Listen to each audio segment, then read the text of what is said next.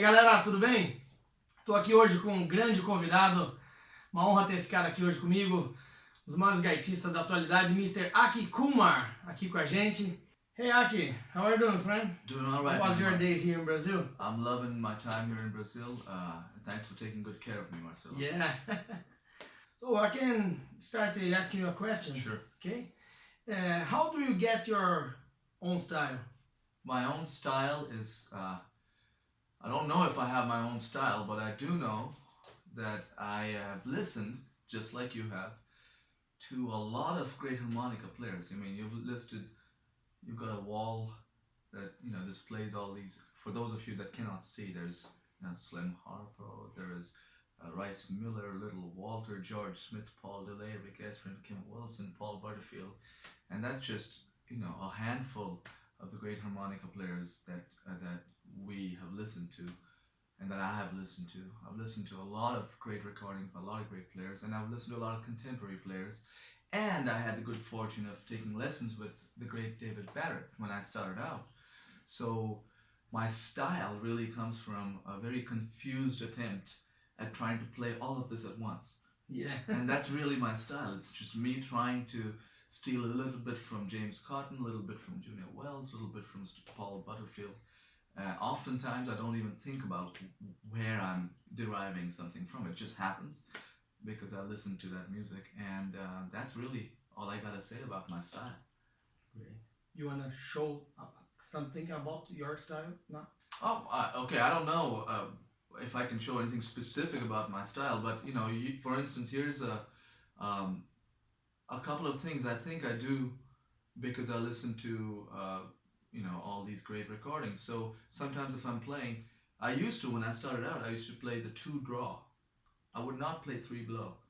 Oh, but after I listened to more percussive players like Big Walter and such, these days I can, I try to do both. So change. So this is something I incorporated in recent times because I was listening to the recordings and I said, man, there's a lot of benefit to playing that 3-blow and slapping the tongue on that. Sometimes also if you're playing and you're inhaling a lot, you run out of room in your lungs, and so you gotta exhale. So it's good to play the 3-blow, right? Yeah. Sometimes I've picked up quirky things like from Junior Wells. He does really bizarre stuff that I think is cool. He'll do something like.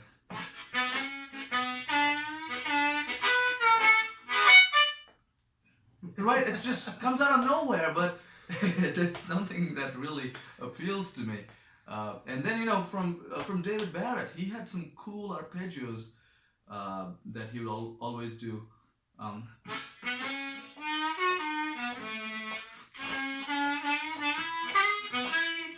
That kind of thing. And Dave himself will tell you that he got these little things from other people. So it's not uncommon for me to throw all of these things into the same 12-bar solo, and that's really my style. Yeah, great.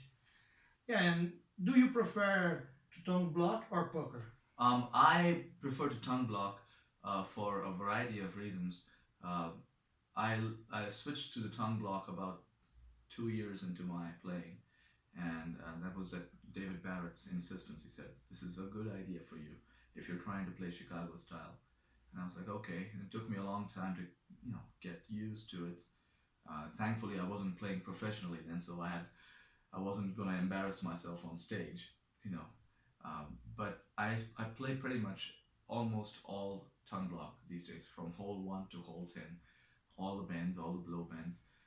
It's just a natural fit for my mouth. I find that just because of the way my mouth is shaped, when I pucker, I'm not able to stick the harp as deep as I can with the tongue block, and there's obviously tonal consequences from doing that. And I will give you an example of the biggest reason why I started to tongue block everything. Remember, you and I were talking about that great William Clark song, A Blowing the Family Jewels. Yeah. And I think it's got a line there.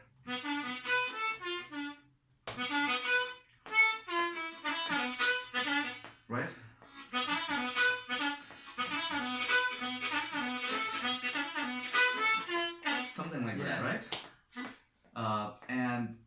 I was originally playing this, I would pucker on hole 1. I don't even know how to do that anymore because I haven't done that in a while.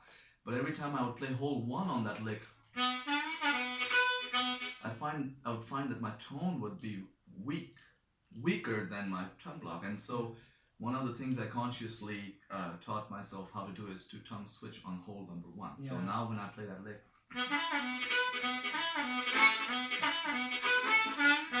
it's all tongue switch going back and Great. forth. And I think it helps my playing a lot because I can cut much better, and do the whole thing.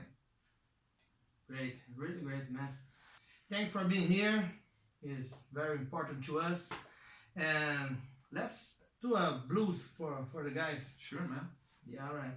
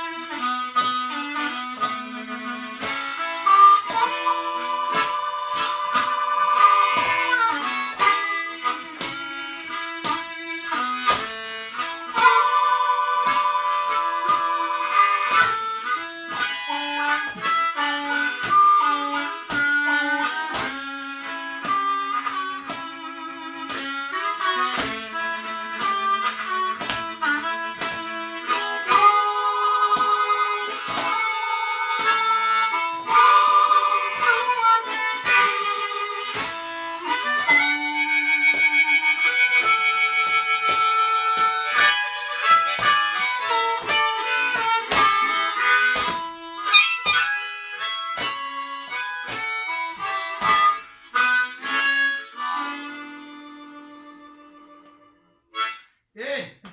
Thank you, buddy. Thank you, Aki.